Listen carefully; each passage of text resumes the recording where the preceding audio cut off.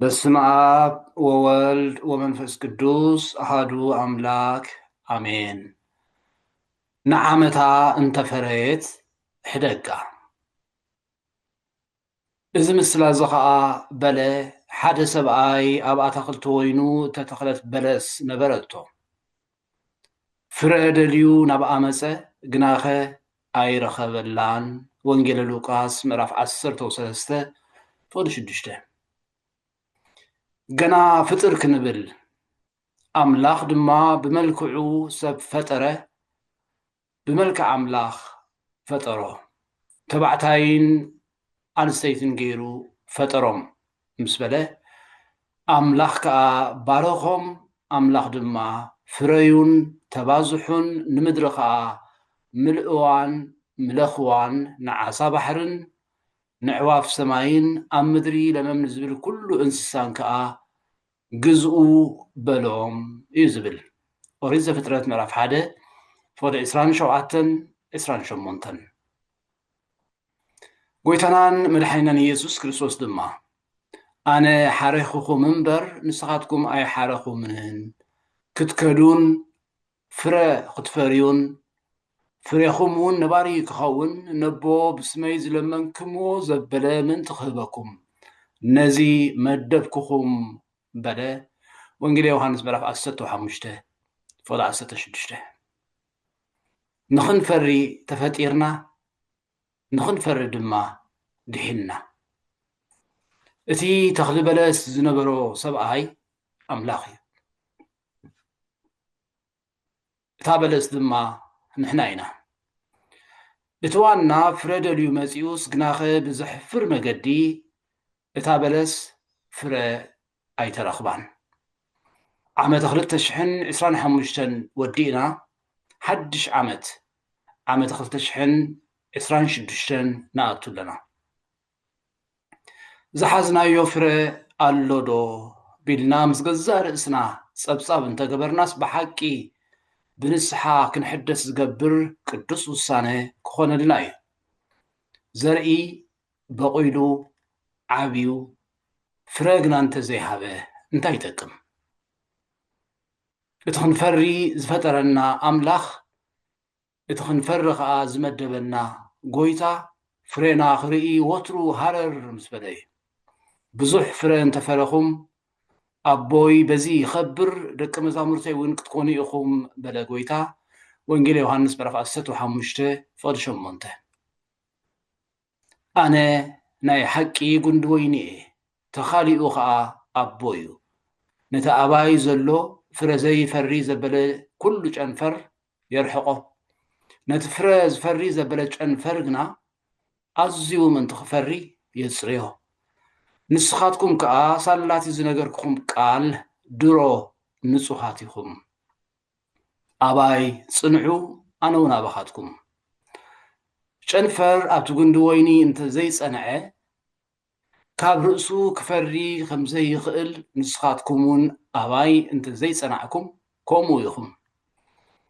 እቲ ጉንዲ ወይኒ ኣነ እየ፣ ጨናፍር ከዓ ንስኻትኩም ኢኹም። ብጀካይ ሓንቲ እኳ ክትገብሩ ኣይትኽእሉን ኢኹም እሞ እቲ ኣባይ ዝጸንዕ ኣነ እውን ኣብኡ ንሱ እዩ ብዙሕ ፍረ ዝፈሪ። ኣባይ ዘይጸንዕ ዘበለ ከም ጨንፈር ንወፃኢ ተደርብዩ ይነቅጽ፣ ኣኪቦም ናብ ሓዊ ይድርብይዎ እሞ ይነድድ በለ። ወንጌል ዮሃንስ ምዕራፍ 15 ፍቕዲ 1 ክሳብ 7 ብሓቂ እቲ ክንፈሪ ዝፈጠረና ኣምላኽ፣ እቲ ክንፈሪ ከዓ ዝመደበና ጎይታ ፍሬና ክርኢ ወትሩ ሃረር ምስ በለ እዩ። ኣብ ትንቢተ ኢሳይያስ ብንጹር ተጻሒፉልና ከም ዘሎ ኣብ ምዕራፍ 5 ከም ዝብል ነንብብ። ቅነ ፍቑረይ ብዛዕባ ኣታኽልቲ ወይኒ ንፍትወይ እቕነየሉ ኣለኹ። ፍቁረይ ኣታኽልቲ ወይኒ ኣብ ፍርያም ኩርባ ነበሮ። ኳዓቶ ኣእማኑ ከዓ ኣርዩ ኣውፅአ እሞ ሕሩይ ተኽሊ ወይኒ ተኸለሉ።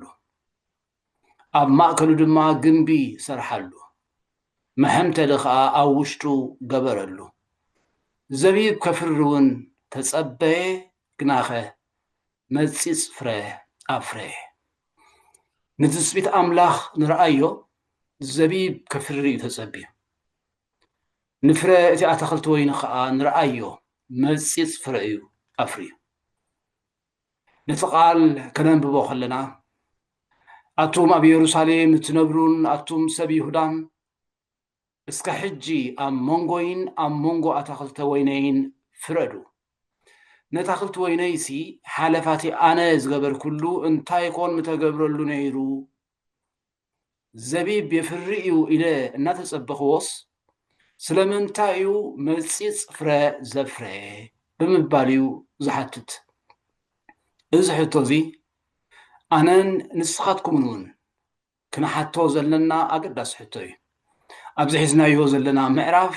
ካብ ፍቕዲ 11 ኣትሒዙ ገለ ርእስና ክንፍትሸሉ ዘለና ሓሳባት ኣቐሚጡ ኣሎ እቶም ንብርቱዕ መስተ ክስዕቡ ወጋሕታ ኣንጊሆም ዝትንስኡ ወይኒ ክሳዕ ዘርስኖም ድማ ኣዝዮም ዘምስዩስ ወይሎኦም መሰንቆን ጭራን ከበሮን እምብልታን ወይንን ኣብ ድግሶም ኣሎ ንተግባር እግዚኣብሔር ግና ኣየስተብህልዎን ነቲ ግብሪ ኣእዳዉ ከዓ ኣይርእይዎን ስለዚ እውን ህዝበይ ሰኣን ፍልጠት ተማሃረኹ ክቡራቶም ብጥሜት ይሞቱ ሰቦም ድማ ብጽምኢ ይነቕጹ ኣለዉ እቲ መጺጽ ፍረ ሰኣን ቅኑዕ ፍልጠት ኣምላኽ ብብርቱዕ መስተን ብጓይላን ዳንኬራን ከም ዝመጸ ነስተብህል እቲ ጽሑፍ ቀጺሉ ስለዚ ሲኦል ንትምኒታ ኣርሒባ ኣፋውን ብዘይልክዕ ሃህ ኣቢላ ኣላ ክብረቶምን ብዝሒ ሰቦምን ጌጾምን እቲ ኣብኡ ባህ ዘብሎን ናብኣ ይወርድ ኣሎ እቲ ማንም ሰብ ለጠቕ ክብል እቲ ምርኡይ ከዓ ክዋረድ እዩ ዓይንቲ ኹርዓት ድማ ክዋረዳ እየን እግዚኣብሔር ጎይታ ሰራዊት ግና ብፍርዲ ልዕል ይብል እቲ ቅዱስ ኣምላኽ ድማ ብጽድቂ ይቕደስ ሽዑ ዕያውቲ ከም ኣብ መጓሰይኦም ክጓሰዩ እዮም ነቲ ዝባደመ ቦታ ሃብታማት ከዓ ጓኖት ክበልዕዎ እዮም እቶም ንኣበሳ ብገመድ ሓሶት ንኃጢኣት ከዓ ብመጣምር ሰረገላ ዝስሕብዎ ወይሎኦም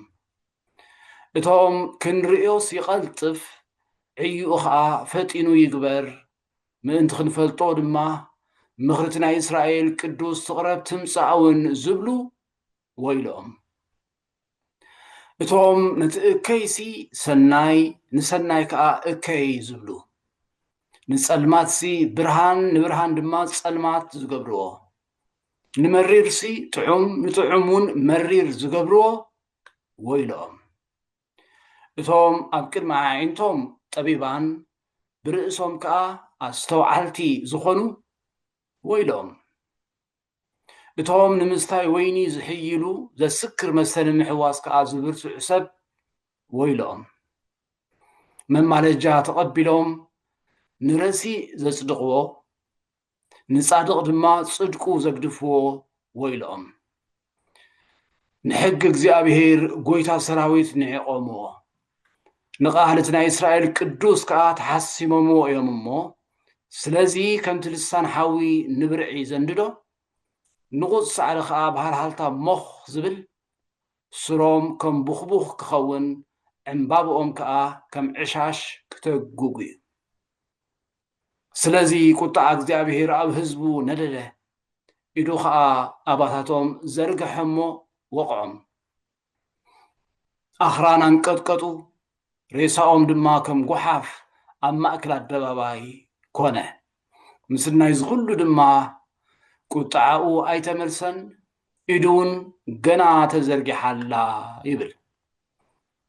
እቲ ክንፈሪ ዝፈጠረና ኣምላኽ እቲ ክንፈሪ ከዓ ዝመደበና ጎይታ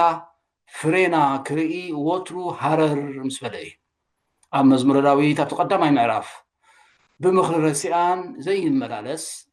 ኣብ መገዲ ሓጥኣን ከዓ ዘይቐውም ኣብ መንበር መላገጽቲ ድማ ዘይቕመጥ ብሕጊ እግዚኣብሔር ደኣ ዝፍሳሕ ነቲ ሕጉን ለይትን መዓልትን ዝመራምሮ ሰብሲ ብፁዕ እዩ ንሱ ከምታ ፍሬኣ በብግዜኣ እትህብ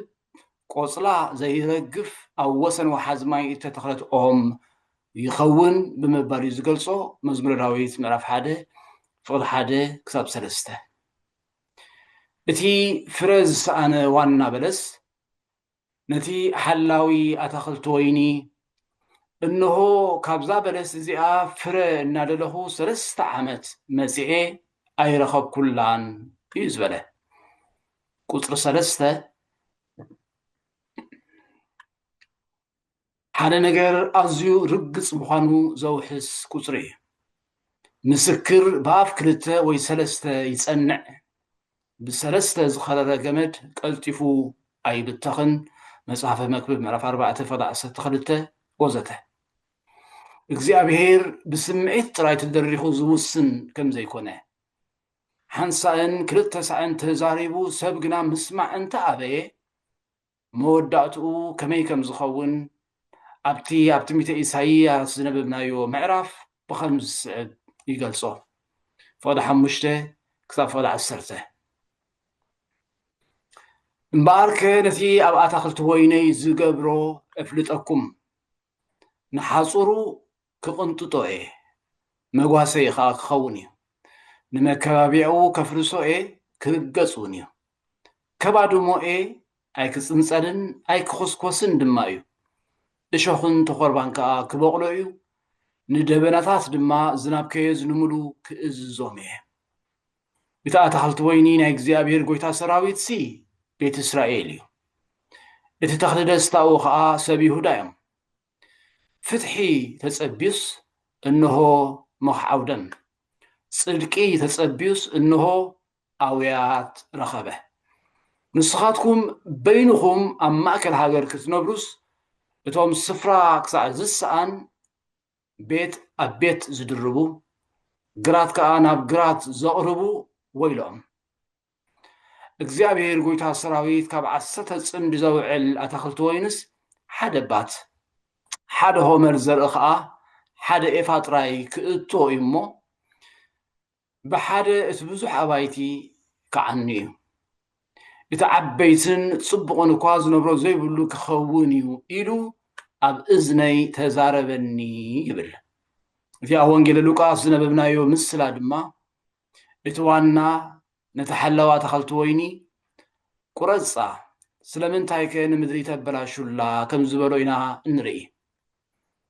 እታ ብዙሕ ግዜ ነቲ ኣብኣ ዝወረደ ዝናብ ዝሰተየት ምድሪ ብምባል ዝነግር ናብ ዕብራውያን ተላእከ መልእኽቲ ከዓ ነቶም ብዛዕባኣ ዝሓርስዋ ዝጠቅም ፍረ እንተሃበቶም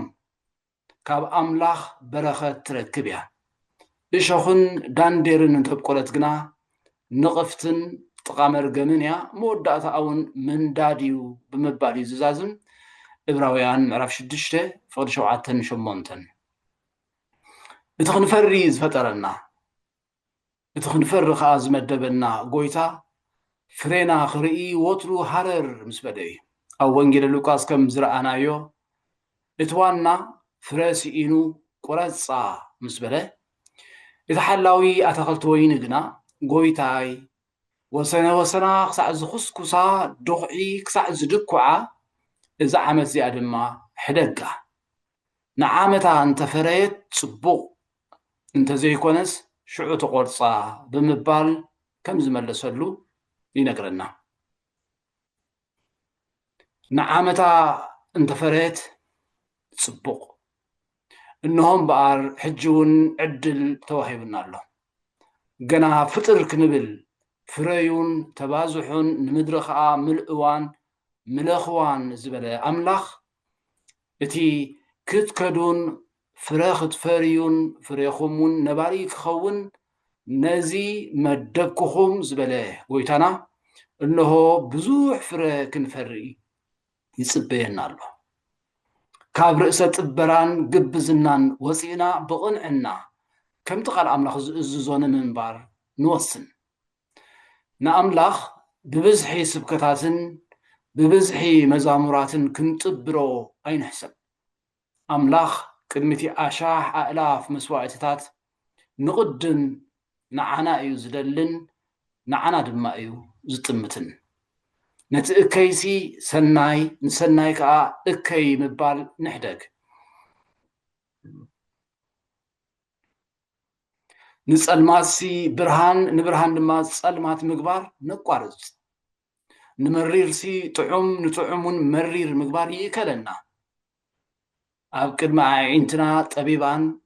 ብርእስናኻ ኣስተውዓልቲ ከም ዝኾንና ገይሩ ዝነፍሕ ስሑት ምህሮ ደጊም ይኣክል ንበሎ ወንጌል መንግስቲ ኣምላኽ ከምቲ ንዓና ዝመስለና ዘይኮነሲ ከምቲ ጎይታና ዝመሃሮ ከምቲ ሃዋርያት ድማ ብግብርን ብቓልን ዘርአዩና ብቆጽሉን ብጎንዱን ዘይኮነስ ብፍሪኡ ዝልለ ጥዑም ብስራት መንግስቲ ኣምላኽ እዩ እቲ ፍረ መንፈስ ከዓ ፍቕሪ ሓጎስ ዕርቂ ዓቕሊ ለውሃት ሕያውነት እምነት ህድኣት ይኣኽልን ንምባል እዩ ነዚ ከምዚ ዝመሰለ ዝፃረሩ ሕጊ የልቦን እቶም ናይ ክርስቶስ ዘበሉ ከዓ ነቲ ስጋኦም ምስናይ ፍትወቱን ትምኒቱን ሰቂሎምዎ እዮም ገላትያ ምዕራፍ 5 ተወዲ 22 ክሳብ 24 ንዓመታ እንተፈረየት ሕደጋ ኣሕዋቴ ከምቲ ተጻሒፉልና ዘሎ ከምኡ ንስበኽ ከምኡ ድማ ንንበር ንዓለም ወይስ እቲ ኣብ ዓለም ዘሎ ኣይትፍተው ሓደ እኳ ንዓለም እንተፈተዋ ፍቕሪ ኣቦ የብሉን ኩሉ እቲ ኣብ ዓለም ዘሎ ፍትወት ስጋን ፍትወት ኣዒንትን ንብረት ትዕቢትን እዚ ካብ ዓለም እዩ እምበር ካብ ኣቦስ ኣይኮነን ዓለም ተሓልፍ እያ ፍትወታ ከዓ እቲ ንፍቓድ ኣምላኽ ዝገብር ግና ንዘለኣለም ይነብር ቀዳማይ መልእኽቲ ዮሃንስ ምዕራፍ 2 ፈዳ 15 ክሳብ 17 ወትባርክ ኣክሊለ ዓመተ ምህረትከ ርሑስ ምጅማር ዓመተ 2026 ፍረ ዝርከቦ መንፈሳውነት ሒዝና እንመላለሰላ ዓመተ ፍረ ትኹነልና ብክርስቶስ ቀሺ ዮናስ ወልደ ሩፋኤል